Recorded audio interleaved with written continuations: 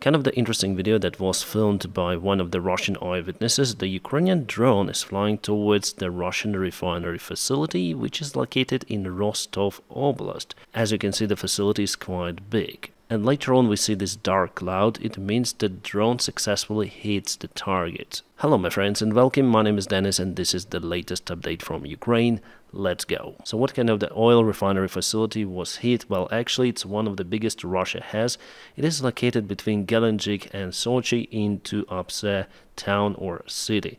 And definitely it is huge. It is not the first time Ukraine attacks this particular facility. As far as I remember, it's already the second time. On the video we may see the place of impact. I think that it happened somewhere over here and the video was filmed from the southeast. It means that Ukraine still has the task to target the Russian oil refineries to lower and sometimes even eliminate the Russian fuel production in many of the areas. And this is also the oil storage, so Tuapse port is basically the Russian export port for the oil and fuel tankers, and this is how Ukraine applied sanctions on that stuff. About the direct damages towards facility because of the drone strike, well, it wasn't a huge fire as we might expect, but the drone could hit a very sensitive refinery equipment. And you know, Tuapse is not the only facility which Ukraine hit this morning.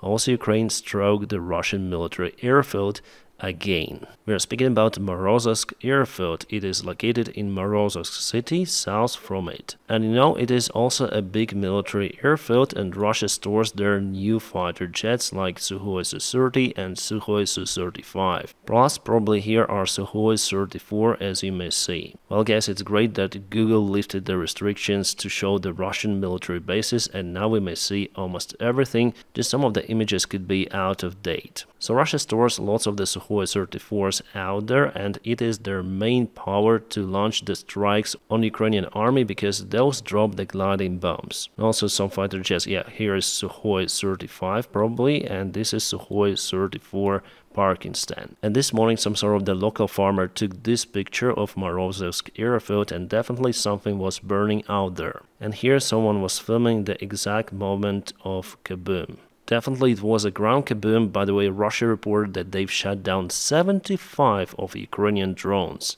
One of the biggest number they announced actually. Well, I'm still waiting for the confirmation of what was burning out there, but definitely something was burning. And it wasn't just a drone because smoke was quite thick. So with the new satellite images, obviously we're gonna see the damage to this airfield, but for today we don't have those images published openly. There are some rumors in social media that Russia lost Sukhoi Su-34 fighter-bomber out there. At least one of the aircraft of that type was completely kaboomed, but we don't have the images from the place and probably they will never be published because Russian soldiers are not allowed any longer to take the photos of their burning vehicles and airplanes. But satellite images will show everything. I wish they will be as detailed as the Google images. They are very detailed out here. The Morozovsk airfield, which was hit, is quite far away from the Ukrainian controlled territory. On this military map, it's 269 kilometers, roughly 160 miles. But still it is within the range of the ATACMS ballistic missiles which Ukrainian army already has. So with the help of those Morozovsk airfield, as many of the other airfields of Russian army as for example Millerwa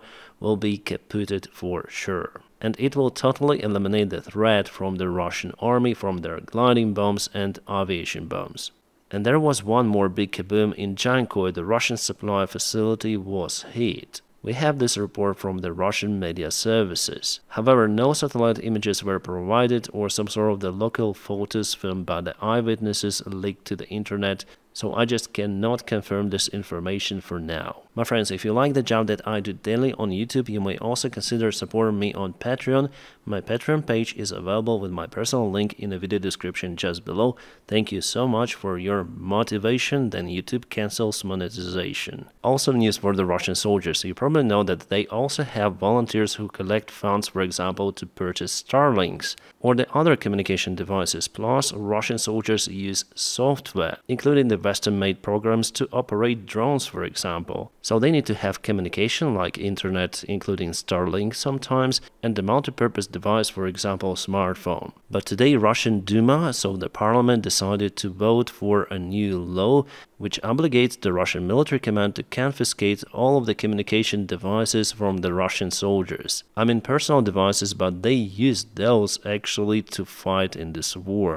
In its turn, it will create even more chaos in the Russian army. Russian Duma just blocked all of the military initiatives which were coming from the army commanders on the ground. Well, Russians do have the communication systems, but they're very outdated and there are just few of those in the Russian army. So obviously it's better to use a special software, for example for iPads or for the other mobile devices. But the Russian army will never buy officially iPads for their soldiers. So the Russian soldiers just purchase this stuff on their own and they use their personal stuff in the war, as I say to you. And in Ukraine everything more than simple, even our pilots use iPads for navigation. The Russian military bloggers are damn scared about this new initiative which is coming from their parliament. They say that they don't know what they're doing. And the most interesting thing that the Russian army command is okay with that. Well, it doesn't mean that the Russian army will stop at a single day, no, but they will have many more losses because of the poor communication. So the Russian Duma parliament really cares about their soldiers. There are no any problems in the Russian army. The biggest issue, however, are the phones of the soldiers, and not just the phones, but very critical equipment for them. Well, actually, I know the reason why the Russian parliament is doing it. They want to see less complaints in internet that the situation for the Russian army is really terrible for the Russian soldiers at first, because their soldiers start to record many of those kind of the videos. And also they want to eliminate the connection between the Russian soldier and his family in Russia, because that family would say to their neighbors and friends that what is happening in Ukraine is just a hell on earth. Don't go to Ukraine, never ever. The funds which Russian army pays you just do not worth to lose your life. So it is the main reason why they want to ban this stuff and let the Russian commanders, not just let, but to order them to confiscate all of those devices. Right, about the battlefield, Russia advanced today again, but not significantly, and Russia sent more resources to New York to counterattack against the Russian army, and today's counterattack was successful. Ukraine was able to stop the Russian movement towards the western outskirts of New York. So because Russia stopped over here, they try to advance to the west, and then they want to move towards north to encircle the part of Ukrainian forces, and they also were successful a couple of days ago advancing towards this side. So it is the current picture with the Russian intentions in Toretsk. So they hesitate to move directly towards Toretsk from Sumy, but again they want to cut the Ukrainian army in this possible encirclement. For now, there is no imminent risk for it to happen, but Ukraine should be prepared for this possible scenario. So what Russia actually wants to do, they want to capture Ukrainian defense lines, which are very robust in this place. And if Russians attack from the flanks, from both of the sides, Ukraine will be forced to withdraw the forces from the very good, robust positions. So the situation for Ukrainian army overall is not looking good out there, but Ukraine at the moment stopped the Russian offensive towards New York. Because to make this plan live, Russia needs to occupy New York. Yes, Ukraine has the small town with the similar name of the big city in the United States. Yesterday I got the comments about my cap with the symbol. Guys, I just bought the cap in the shop. I didn't know that it's New York Yankees or something like that. But now I know it, and this cap actually belongs to my daughter, the pink one. I have the black one. Just a random purchase, nothing personal. Alright, and there are more updates from the Deep State military map source. They say that enemy advanced in 3 of the directions. Peshana, it's the Kharkivska Oblast, so Russia, yes, they've took some of the... No, they didn't take the ground, they expand the gray zone. With this assault vector, Russia wants to reach the Oskil River, and simultaneously they want to move from Sinkivka direction towards Kupiansk, but they don't have resources in this area to occupy Kupiansk city. The Deep State confirms that Russia has the side vector towards New York Village. They tried to bypass Ukrainian resistance and first of all this down ground in this place. And the most ground Russia took near Vuhledar, near Mikhilske village. So yesterday and today they've took some of the fields in this direction and also over here.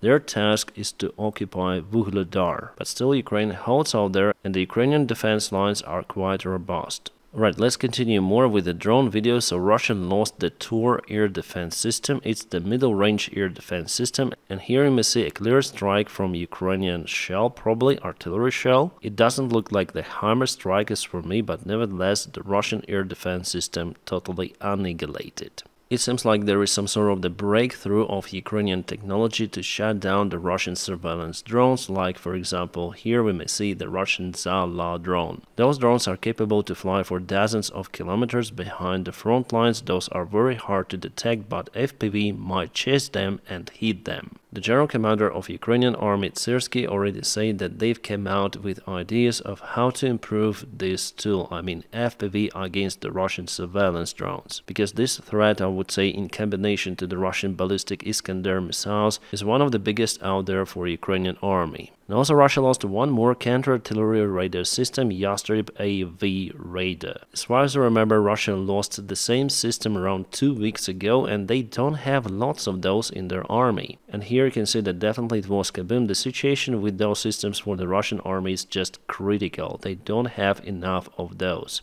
But on the other hand, Ukraine obtained many of those radars, which help our guys to identify the enemy artillery spots. And usually that stuff happens with the Russian artillery. By the way, the artillery that you have just seen was delivered to the front lines recently. Those are M46 artillery systems, which were made a long time ago in 1950s. It means that Russia is definitely in lack of their modern weaponry. They take absolutely everything from the stocks T-54 tanks and those artillery systems, sending them directly to fight. But we know that they're not so effective, and usually they get kaboomed very, very fast. And also Russia started the modernization of their motorcycles. They put the fume generator devices, the fume mines, on the back of their motorcycles. It's interesting. And here's the result. As you can see, now the smoke is everywhere. Probably helps Ukraine to identify where the target is moving. I don't know why, but is it difficult to hit the motorcycle in this case? No. By the way, about the motorcycles, my friends, I'll share this video on my Telegram channel. YouTube just restricts every of the video if I show some sort of the infantry fight or the actual fight of the ground forces, so please subscribe for my Telegram to see absolutely everything. Well, still I'd censor some of the videos because we are not maniacs, right? So here I want to tell that there are two of the motorcycles which went through the same death road, and Russia previously lost their armored vehicles, their tanks out there, and they decided to assault with the help of motorcycles. Well, the result is known. At first Russians lost their motorcycles, and after it drones finished the job with the infantry on those motorcycles.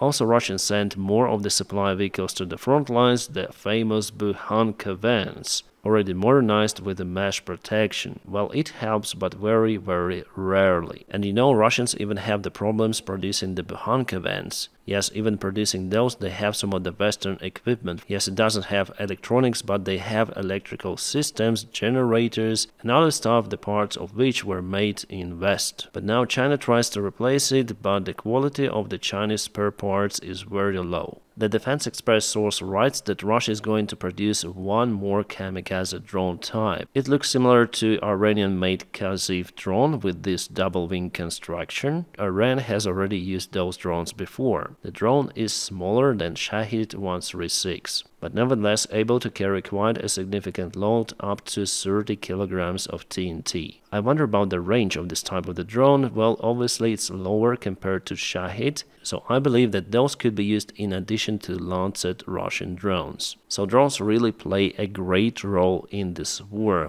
And here Ukraine obtained lots of the drones from Latvia, FPV drones and probably Mavics. The Congress building has the lowered flags on it. That image from the CCTV cam just boiled the rumors that Biden left us. There were numerous of the speculations about Biden's death, at first from the MAGA group and next from the Russian bloggers. They all demand President Biden to appear in front of the cameras and justify that he is alive, because he speaks just through his Twitter. But we know that Joe Biden is sick right now. He is now taking a rest in his residence. Also, Biden delegated certain functions of the Ukrainian support REPO to the Secretary of Treasury and to the United States Secretary of State Blinken. And that information boiled rumors even further. Here's what MAGA politicians say, for example, Lauren Boebert, Kurwa. I demand proof of life from Joe Biden today by 5 p.m. He needs to get in front of some camera and discuss if he is aware that he dropped out. Hiding is completely unacceptable, so she wants to rule the current United States president. Yeah, it's kind of the harsh rhetorics, so Biden should obey them. It's just stupid. If I was Biden, I would be hiding for 1 week or so just to make them more mad and crazy, building their own conspiracy theories about the House and whether Biden is alive or not. I remember the similar stuff about ex-Ukrainian General Commander Zaluzhny, how he was absent for 1 long month, and Russian propaganda and some Russian officials, even Peskov, the spokesman of Kremlin, were almost sure that Zaluzhny is no more.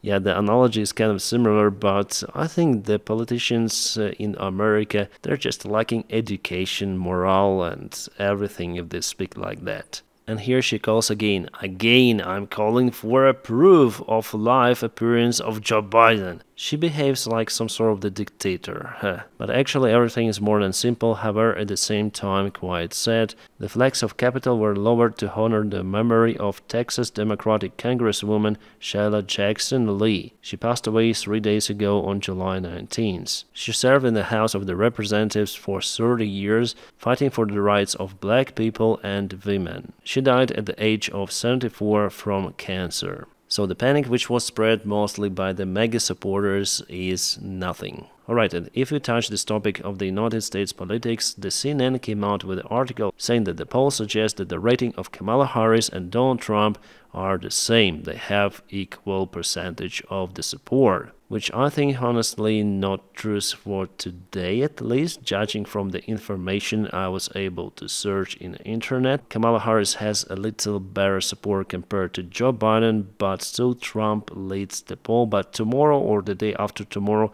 everything might change, because still Democrats are not fully 100% sure that Kamala Harris will run for the election campaign. There could be some of the unexpected situations. Well, my personal opinion, the Democrats should do something to convince Michelle Obama to run for this campaign. She doesn't want to run, but probably she's the only person who would absolutely win this race. We'll see, maybe Barack might convince her in that move, but for now we see that everything looks like that Kamala Harris will be the nominee from the Democratic Party. Meanwhile, the European Union Commission confiscated the first part of the Russian assets. We are speaking about 1.4 billion euros. It's quite a huge sum. And Joseph Borrell says that all of those funds will be transferred for the military support of Ukraine. Not directly to Ukraine, but to finance the military production. So in general, from what I see in the worst case scenario for Ukraine in 2025, even with total cancellation of the military support from the United States of America, Ukraine still might have some of the ways to support its military, for example with the help of the European Union initiatives or the NATO initiatives as well. Yeah, obviously without the military support from the United States, it will be very, very difficult for Ukraine to withstand against the Russian strikes,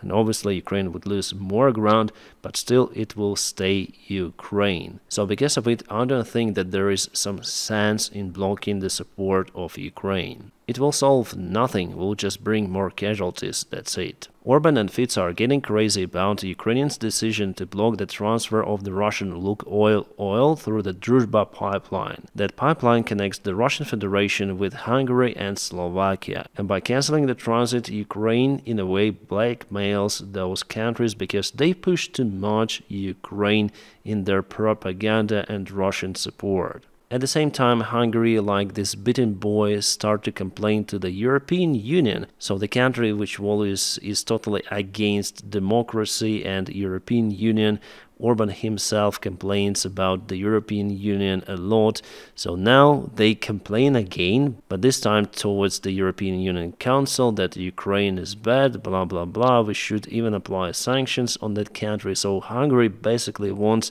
to cut the electricity supply to Ukraine. Well, I'm not surprised with those news, and I think that the Ukrainian officials as well, they expected this move from Hungary and Slovakia, but I don't think that Ukraine will unblock the transit in the nearby perspective. under the pressure of those two countries. Moreover, I think that Ukrainian move was agreed with most of the allies, including the European Union allies and obviously the United States of America. For how long Ukraine blocked the supplement, well, now we don't have this information, but the reaction from Hungary and Slovakia is interesting. An interesting statement by the House Speaker Mike Johnson. Let's listen to it.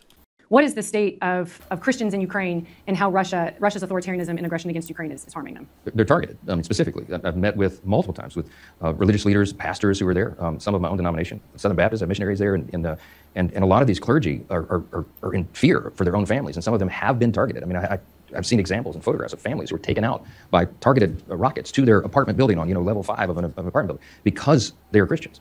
I mentioned earlier the importance of maintaining religious freedom is, if you can, and the communists always do this, they go after the Christians first. They target Christians. Why? Because they believe they owe an allegiance to a power higher than the government, than the state, right? And so you have to eliminate that. And then it's a demonic thing in my view, but they target people who have that belief and they want to stamp it out. And it's vicious and vile, and it shows exactly what Putin and his regime is all about. And I expedited this video a little, so kind of the wise words from Mike Johnson in this case. Russia also fights against Christianity in Ukraine, believe me or not, because Ukraine has its own Orthodox Church, and Russia wants to implement in Ukraine their own FSB Moscow Church, as actually was done before. So then Ukraine started to apply sanctions on the Russian Orthodox Church in Ukraine. Some of the crazy MAGA supporters stated that Ukraine fights against Christianity. But here we see the different opinion actually from the same camp, at least from the Republican Party, and here Mike Johnson is really correct. Probably you know the Jake bro, he's really a Democratic Party supporter from what I may say. He said, I just got my Biden-Harris t-shirt and the yard sign in the mail yesterday. Yeah, the same day Biden dropped out. Well, there are cool political elections items now, Jake says. Well, at least 50% of your signs are still valid for this hour, Jake. And now, my friends, please don't forget to press your huge like to this video. By doing so, you help me a lot. And I wish you all a peaceful sky wherever you are, and have a great time.